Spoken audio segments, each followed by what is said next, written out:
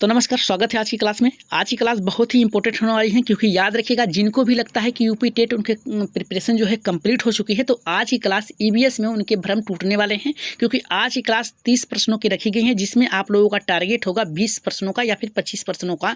अगर इतने प्रश्न कर लेते हैं तो समझिए आप लोगों की प्रिपरेशन जो है बहुत ही अच्छे तरीके से हो गई है। अगर जिनका भी स्कोर कम आता है ईवीएस में, तो याद रखिएगा आज की क्लास उनके लिए बहुत ही बेहतरीन है। और किन प्रकार से प्रश्नों को सॉल्व किया जाता है, इस पर भी बात करेंगे हम लोग। तो चलिए शुरू करते हैं आज के पहले प्रश्न से। क्लास में नए हैं तो अभी तक सब्सक्राइब नहीं किया तो सब्सक्राइब कर लीजिएगा। और खास करके उनके लिए आज की क्लास महत्वपूर्ण है जिनका यहाँ पे स्कोर कम होता है।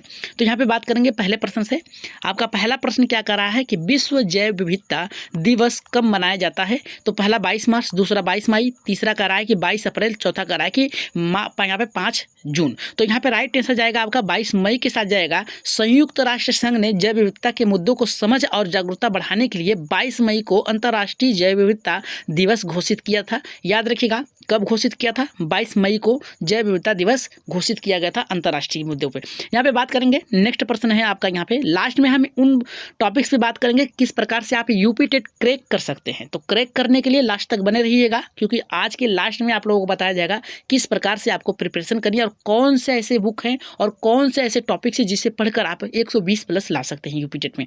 तो यहाँ पे देखिए क्या कह रहा है, दूसरा कह रहा है भारत के किस राज्य में सुंदरवन स्थित है। कह रहा है कि भारत के किस राज्य में सुंदरवन स्थित है। तो ये आपका जाएगा उड़ीसा के साथ जाएगा, पश्चिम बंगाल, मध्य प्रदेश, आंध्र प्रदेश और असम के साथ जाएगा।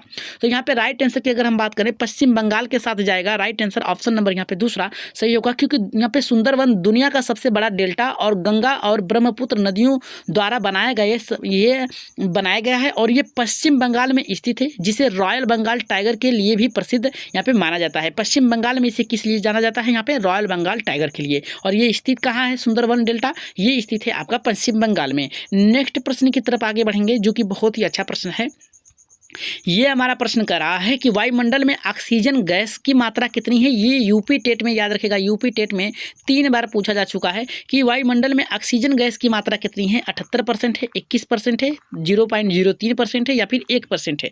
अगर हम इसकी बात करें तो इसका राइट आंसर जाएगा आपका 21% के साथ जाएगा। वायुमंडल में मुख्य रूप से नाइट्रोजन जो है आपकी कितनी है, नाइट्रोजन जो है आपका 78% है। ऑक्सीजन आपका कितना है, आपका 21% है। 1% अन्य गैस हैं, 1% जिसके अंतर्गत आर्गन आता है और इसके अंतर्गत आता है आपका कार्बन डाइऑक्साइड और अन्य गैस इसमें शामिल है। तो राइट आंसर की बात करें तो यहाँ पे 21 होगा। ठीक है, वायुमंडल में गैसों की जो मात्राएं हैं ऑक्सीजन की, तो वो कितनी है आपकी 21 है। यहाँ पे नेक्स्ट प्रश्न की तरफ आगे बढ़ेंगे। नेक्स्ट प्रश्न में हमारा देखिए क्या कह रहा है। ये हमारा कह रहा है शांत घाटी, यानी कह रहा है कि साइलेंट वैली किस राज्य में स्थित है। तो आपका केरल में स्थित है। कहाँ स्थित है, केरल में है। तमिलनाडु नहीं होगा, कर्नाटक नहीं होगा, हिमाचल प्रदेश नहीं होगा। राइट आंसर होगा आपका यहाँ पे केरल। केरल के यहाँ पे कह रहा है कि पलक्कड़ जिले में स्थित ये घाटी जो है अपनी जैव विविधता और यहाँ पे लुप्त प्राय प्रजातियों जैसे में लायन, टेल्ट, मैकाक के लिए क्या है, ये प्रसिद्ध है। तो राइट आंसर आपका ऑप्शन नंबर यहाँ पे दूसरा जो होगा आपका सही होगा। नेक्स्ट प्रश्न की तरफ आगे बढ़ेंगे, जो कि आपका 5वां प्रश्न है। ये हमारा कह रहा है कि सौर मंडल का सबसे छोटा ग्रह कौन सा है। तो यहाँ पे पहला कह रहा है मंगल, दूसरा शुक्र, तीसरा बुध, चौथा कह रहा है कि पृथ्वी। तो यहाँ पे बुध जो होगा आपका क्या है, आपका सबसे छोटा यहाँ पे ग्रह है, जो कि आपका सौर मंडल का। अगर हम बात करें यहाँ पे जो मरकरी है, ये सूर्य की सबसे निकटतम ग्रह है, इसलिए ये अधिक गर्म भी होती है। आकार में सौर मंडल का सबसे छोटा ये क्या है, ठीक है, ये एक क्रम में है। ठीक है, आगे बढ़ेंगे। नेक्स्ट प्रश्न है आपका यहाँ पे 6ठा, जो कि बहुत ही बेहतरीन तरीके से इसको बनाया गया है। ये प्रश्न आपके कई बार पूछे जा चुके हैं, याद रखिएगा ये प्रश्न कई बार पूछे जा चुके हैं यूपी टेट में, इसको भी आप लोगों को जानना बहुत ही जरूरी है। तो ये करा कि काजीरंगा नेशनल पार्क जो है किसके लिए यहाँ पे जाना जाता है। पहला करा है एक सींग गेंडा वाले के लिए, एशियाई शेर के लिए, बाघ के लिए, मगरमच्छ के लिए। तो याद रखिएगा ये किसके लिए जाना जाता है, एक सींग गेंडा वाले के लिए। असम में स्थित है। याद रखिएगा ये कहाँ पे स्थित है, तो ये असम में स्थित है। और काजीरंगा राष्ट्रीय उद्यान दुनिया का एक सींग वाला गेंडों का सबसे बड़ा आबादी वाला घर है। ठीक है, काजीरंगा जो यहाँ पे नेशनल पार्क है, इसमें सबसे ज़्यादा यहाँ पे एक सींग वाले गेंडे पाए जाते हैं। ठीक है, ये असम में स्थित है। कहाँ है, असम में। नेक्स्ट प्रश्न की तरफ आगे बढ़ेंगे। नेक्स्ट प्रश्न है आपका यहाँ पे 7वां। ये हमारा कह रहा है कि किस विटामिन की कमी से यहाँ पे रतौंधी रोग होता है, या फिर कैसे रतौंधी नामक रोग होता है, तो विटामिन बी की कमी से, विटामिन सी की कमी से, विटामिन ए की कमी से, विटामिन डी की कमी से, तो ये जाएगा आपका विटामिन ए की कमी से, क्योंकि विटामिन ए में रेटिनाल की कमी से आंखों की जो रोशनी होती है कम हो जाती है, और जिसे रतौंधी यानी नाइट विजन, जो कि रात में 6-7 बजने के बाद अंधेरा होता है तो उनको दिखाई नहीं देता है, तो नाइट विजन उनको बोलते हैं रतौंधी। ठीक है, तो इसका राइट आंसर जाएगा आपका विटामिन ए के साथ जाएगा। विटामिन ए का जो प्रचुर मात्रा है, आपका प्रचुर मात्रा मिलता है गाजर, आपका पपीता, यहाँ पे पालक। ठीक है, ये सब खाने से आपकी विटामिन जो है ए की मात्रा पूर्ण होती है और आंखों की रोशनी बढ़ती है। ठीक है, राइट आंसर ऑप्शन नंबर यहाँ पे ए जो होगा यहाँ पे सही होगा। नेक्स्ट प्रश्न की तरफ आगे बढ़ते हैं। याद रखिएगा, लास्ट में आप लोगों को कुछ ऐसे टॉपिक्स बताएंगे जिसके माध्यम से आप लोग प्रश्नों को सॉल्व कर पाएंगे। तो यहाँ पे कह रहा है दुधवा राष्ट्रीय उद्यान स्तर जो उत्तर प्रदेश के किस जिले में है। याद रखिएगा, कह रहा है कि दुधवा राष्ट्रीय उद्यान उत्तर प्रदेश के किस जिले में है, तो लखीमपुर खीरी है, दूसरा कह रहा है आपका पीलीभीत है, तीसरा वाराणसी, चौथा कह रहा है कि गोरखपुर है। तो यहाँ पे राइट आंसर की अगर हम बात करेंगे तो लखीमपुर खीरी के साथ जाएगा। ठीक है, लखीमपुर खीरी के साथ जाएगा। ये उत्तर प्रदेश का सबसे बड़ा और प्रसिद्ध राष्ट्रीय उद्यान है जो कि भारत नेपाल सीमा के पास लखीमपुर खीरी में, खीरी जिले में स्थित है। ठीक है, ये आपका जाएगा। वहीं पे अगर हम बात करें 9वें प्रश्न की, जो कि बहुत ही अच्छा प्रश्न है, ये हमारा कह रहा है कि पृथ्वी के सबसे ऊपरी परत को क्या कहा जाता है। पृथ्वी के सबसे ऊपरी, यानी मान लीजिए ये कई लेयर हैं। ठीक है, कई लेयर हैं पृथ्वी के। ठीक है, तो इस लेयर को यानी पहले लेयर को क्या कहा जाता है ऊपरी, तो पहला कह रहा है कोर, कोर तो जाएगा यहाँ पे बीचों बीच जाएगा। दूसरा हमारा कह रहा है कि मेटल, याद रखिएगा कह रहा है कि मेटल नहीं होगा, जो आपके उसके नीचे वाले होते हैं। तीसरा कह रहा है यहाँ पे क्रस्ट यानी भूपर्पटी, और चौथा कह रहा है कि मैग्मा। तो इसका राइट आंसर जाएगा सी के साथ जाएगा, क्रस्ट यानी भूपर्पटी के साथ जाएगा। ये ऊपर वाला जो है भाग है आपका, याद रखिएगा ये ऊपर वाला जो भाग है, इसको यहाँ पृथ्वी की सबसे ऊपरी परत को क्या कहते हैं, तो वो यहाँ पे भूपर्पटी यानी क्रस्ट कहा जाता है। पृथ्वी की आंतरिक संरचना के में 3 मुख्य परतें होते हैं, क्रस्ट सबसे ऊपरी, मेटल मध्य, और यहाँ पे कोर जो होता है आंतरिक होता है। तो राइट आंसर ऑप्शन नंबर यहाँ पे तीसरा जो होगा आपका सही होगा। बढ़े यहाँ पे 10वें प्रश्न पे। तो 10 का प्रश्न देखिए बहुत ही बेहतर प्रश्न है। ये हमारा कह रहा है ओजोन परत के क्षरण, क्षरण का मतलब होता है जो घटने की क्रियाएं हैं, के लिए मुख्य रूप से कौन सी गैस जो है जिम्मेदार है। तो पहला कह रहा है कार्बन डाइऑक्साइड, दूसरा कह रहा है नाइट्रोजन, तीसरा कह रहा है क्लोरोफ्लोरोकार्बन, और यहाँ पे यानी कह रहा है कि CFC, और तीसरा चौथा कह रहा है कि मीथेन। तो इसका राइट आंसर की बात करें क्लोरोफ्लोरो, यानी ऑप्शन नंबर यहाँ पे क्या है आपका CFC। ठीक है, ये गैस मुख्य रूप से क्या है यहाँ पे उत्तरदायित्व है, क्योंकि रेफ्रिजरेटर और यहाँ पे एयर कंडीशनर से निकलने वाली जो यहाँ पे CFC गैस ओजोन अणुओं को क्या करती हैं, तोड़ देती हैं, जिससे यहाँ पे ओजोन परत क्या है पतली हो जाती है, जिसके कारण क्या है पराबैंगनी किरण जो है, UV किरण जो है सीधी आके धरती पे पड़ती है। ठीक है, लेकिन उसे सोखने का कार्य कौन करता है, ये ओजोन परत करता है। नेक्स्ट प्रश्न की तरफ आगे बढ़ेंगे, जो कि आपका 11 का है। इसमें देखिए क्या कह रहा है, ये भारत का सबसे बड़ा बांध टिहरी बांध किस नदी पर बना हुआ है, तो गंगा नदी पर बना हुआ है, भागीरथी पर बना हुआ है, यमुना नदी पे, या फिर सतलुज पे। तो यहाँ पे देखिए पहला हमारा क्या कह रहा है कि गंगा नदी पे नहीं है, ये भागीरथी नदी पर बना हुआ है, यानी राइट आंसर ऑप्शन नंबर यहाँ पे बी जो होगा आपका सही होगा। उत्तराखंड में स्थित टिहरी बांध दुनिया का यहाँ पे भारत का सबसे बड़ा ऊंचा बांध है, जो कि भागीरथी और यहाँ पे भील गंगा नदी के संगम पर बना हुआ है। यहाँ रहा आपका टिहरी बांध। ठीक है, इस तरीके से बना हुआ है। नेक्स्ट प्रश्न की तरफ आगे बढ़ेंगे, जो कि आपका है 12 का। इसमें देखिए क्या कह रहा है हमारा कि अम्लीय वर्षा जो एसिड रेन है का मुख्य कारण क्या है, धूल और कण है, दूसरा कह रहा है कि SO2 और NO2 है, तीसरा कह रहा है आपका केवल CO2 है, और चौथा कह रहा है आपका हीलियम है। तो यहाँ पे राइट आंसर जाएगा बी के साथ जाएगा। जितने भी लोगों का यहाँ पे ऑप्शन नंबर यहाँ पे बी आ रहा है, SO2, याद रखिएगा SO2, और यहाँ पे कह सकते हैं यहाँ पे NO2। इसके मिश्रण के कारण क्या होती है, रेन एसिड होता है, जिससे हमारे घरे जो होते हैं इनकी दीवारें पीली हो जाती है। संग आप उदाहरण के लिए ताजमहल का जो संगमरमर का पत्थर है उसे देख सकते हैं। जब हवा में मौजूद क्या है सल्फर डाइऑक्साइड और नाइट्रोजन ऑक्साइड पानी के साथ मिलते हैं तो सल्फ्यूरिक और नाइट्रिक एसिड बनते हैं, जिससे अम्लीय वर्षा हो जाती है और बीमारियां फैलती हैं। नेक्स्ट अगर हम बात करें प्रश्नों की, तो नेक्स्ट प्रश्न है आपका यहाँ पे 13 का।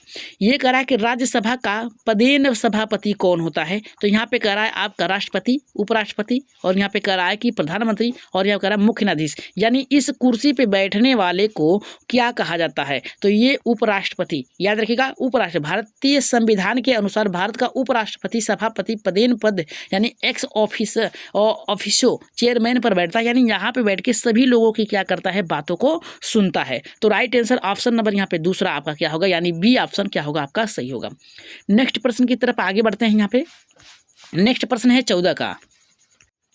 अब हम बात करेंगे यहाँ पे, नेक्स्ट प्रश्न है 14 का। ये हमारा कह रहा है सुंदरवन डेल्टा किस प्रकार के वन में पाए जाते हैं। कह रहा है कि सुंदरवन डेल्टा किस प्रकार के वन में पाए जाते हैं या फिर वनों में पाए जाते हैं। यहाँ पे सदाबहार वन में, यहाँ पे मैग्रोव वन में, कैटिले वन में, या फिर कह रहा है पर्वतीय वन में। तो ये जो आएगा मैग्रोव, याद रखिएगा ऑप्शन नंबर 2 मैग्रोव वन में पाए जाते हैं। इसमें क्या है, खारे पानी में उगने वाले वनों को मैग्रोव, याद रखिएगा। कभी भी अगर प्रश्न आपसे पूछता है कि यहाँ पे जो मैग्रोव वन होते हैं किस में उगते हैं, तो खारे पानी में, जैसे समुद्री इलाके का पानी जो है आपके बहकर दूसरे इलाकों में आता है, तो वहाँ पे उगने वाले जो यहाँ पे हैं आपके उगने वाले जो वन हैं उन्हें क्या कहा जाता है, मैग्रोव, सुंदरी वन कहा जाता है। याद रखिएगा जब भी यहाँ पे सुंदरी वन की बात की जाए तो समझ लीजिए ये खारे पानी में उगेगा। ठीक है, खारे पानी में उगेगा तो इसे क्या कहा जाएगा, मैग्रोव वन।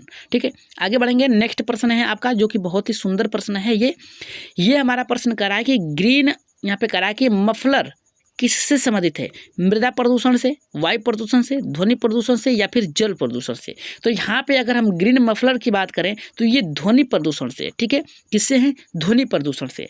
याद रखिएगा ये किससे है, ध्वनि प्रदूषण। शोर और नियंत्रित करने के लिए सड़कों के किनारे घने पेड़ यहाँ पे लगाने की तकनीक को ग्रीन मफलर कहते हैं। यानी जो है आपकी ये रोड है, इस पे से आपकी गाड़ी जा रही है और ये क्या है आपका यहाँ पे वाइब्रेशन के द्वारा जो निकल रहे ध्वनियाँ हैं, इसको यानी अगल बगल जाने से रोकने के लिए यहाँ पे पेड़ों के क्या किया जाता है, यहाँ पे आप देख सकते हैं पेड़ों को यहाँ पे लगाया जाता है, जिससे क्या है ऑब्जर्व कर लेते हैं, ये आगे नहीं बढ़ने देते हैं। ठीक है, तो ये है आपके नियंत्रित करने के लिए इन्हें ग्रीन मफलर कहा जाता है, क्योंकि ये पेड़ ध्वनि को अवशोषित कर लेते हैं।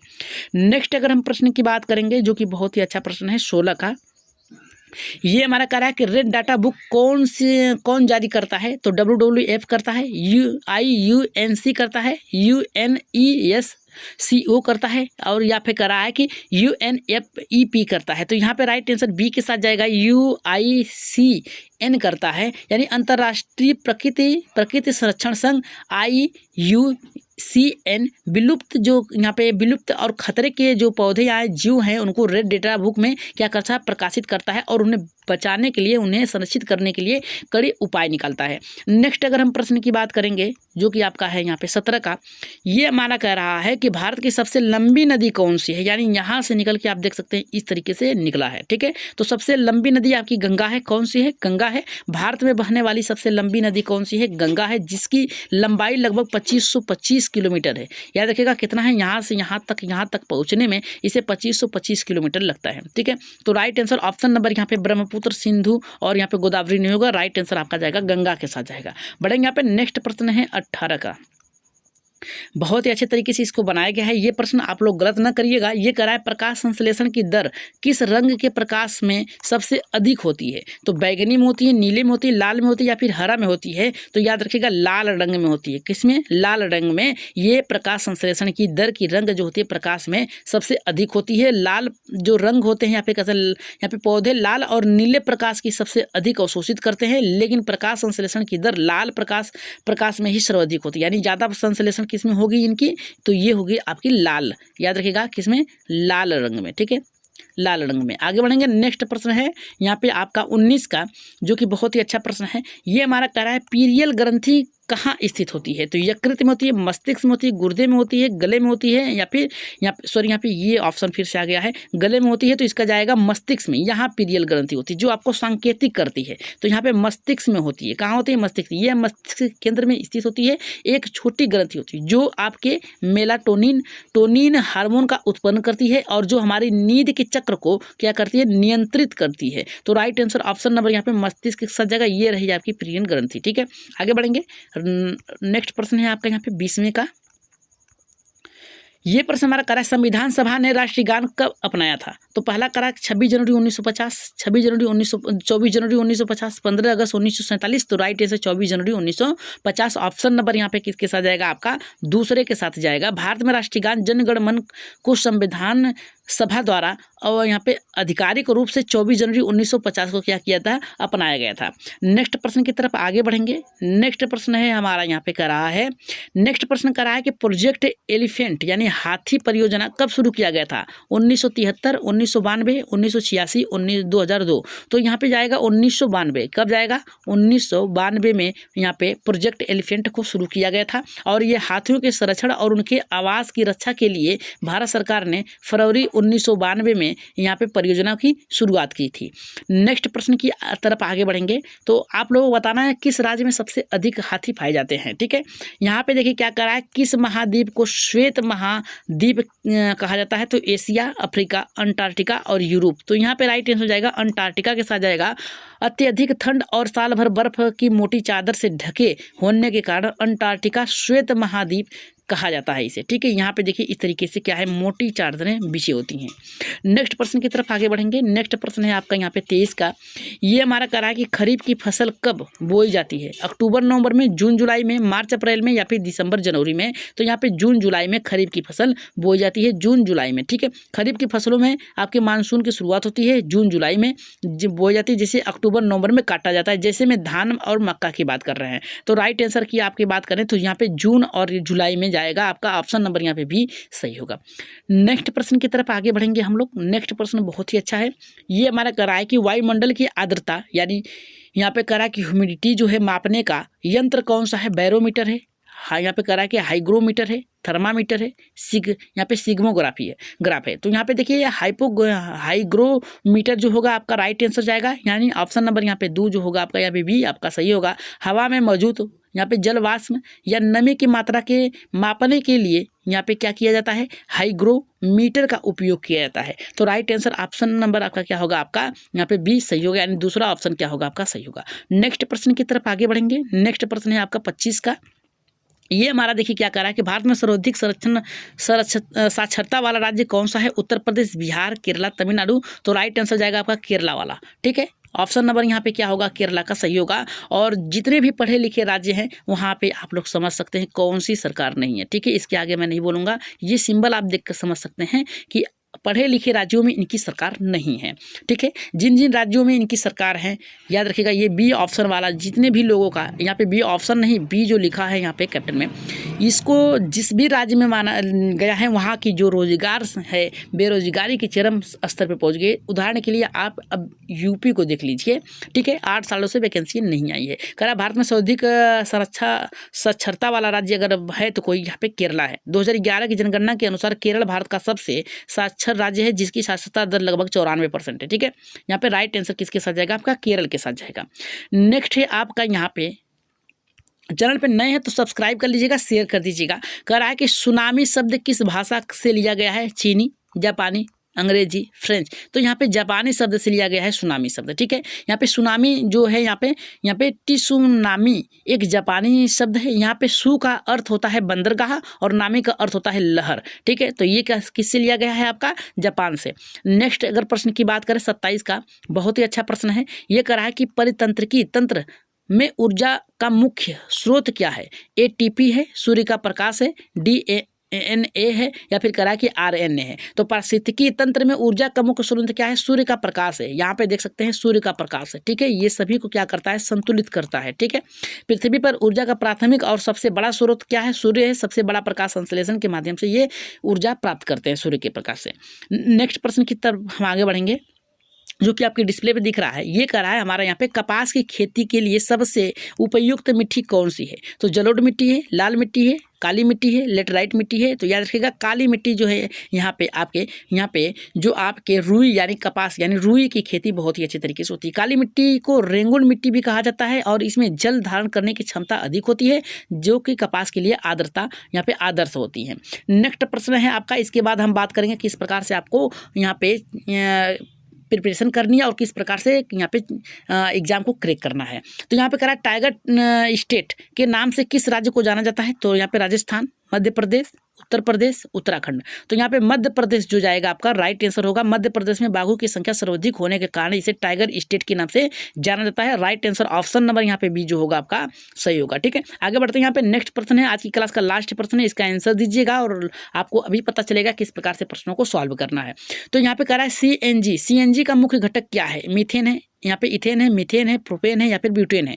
तो इसका राइट आंसर जाएगा आपका मीथेन के साथ जाएगा। ठीक है, ये जो देखिए सी है, इससे क्या करता है, सभी हाइड्रोजन क्या करते हैं यहाँ पे अवशोषित करते हैं, तो इसका मिला के होता है आपका CH4। ठीक है, सी की मात्रा कितनी है आपकी 1 है और एच की मात्रा कितनी है आपका 4 है। यहाँ पे कह रहा है कि कंफ्रेंड नेचुरल गैस, यानी कह रहा है कि CNG मुख्य रूप से मीथेन लगभग 80 से 90% गैस होती है जो कि एक स्वच्छ ईंधन के रूप में जानी जाती है। अब हम बात करेंगे किस प्रकार से आपको क्या करना है, प्रिपरेशन करनी है और किस प्रकार से एग्जाम को क्रैक करना। सबसे पहला पॉइंट आपके क्या है, आपका एक समय बनाना है, समय बनाना है आपको, कब पढ़ना है आपको। ठीक है, दूसरा आपको क्या है, प्रिपरेशन करना है आपको, प्रीवियस मॉडल पेपर। ठीक है, प्रीवियस मॉडल पेपर।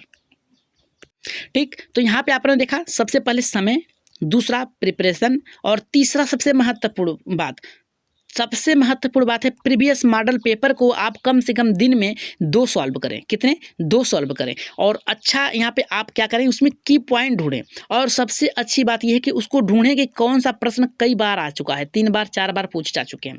और सबसे अच्छा आप लिख कर याद रखेगा, किससे? लिख कर याद करें, लिख कर पढ़ें। ठीक है, लिखने से आपके क्या है, याद भी होगा और आपको समझ भी विकसित होगी। तो ये आपको टॉपिक्स कवर करना पड़ेगा। तो इससे आप क्या करेंगे, बहुत ही बेहतर तरीके से आप अपनी प्रिपरेशन जारी रख सकते हैं। तो ये थे आज की क्लास, बहुत ही बेहतरीन तरीके से बनाई गई थी। अगर आज की क्लास आप लोगों को बेहतर लगी हो तो लाइक शेयर सब्सक्राइब जरूर ठोक के जाइएगा और ज़्यादा से ज़्यादा अपने ग्रुपों में शेयर कर दीजिएगा, क्योंकि आज की क्लास बहुत ही अच्छे तरीके से बनाई गई थी और अब इसी तरीके से आपकी क्लास मिलेंगे। तो आज के लिए इतना ही, धन्यवाद।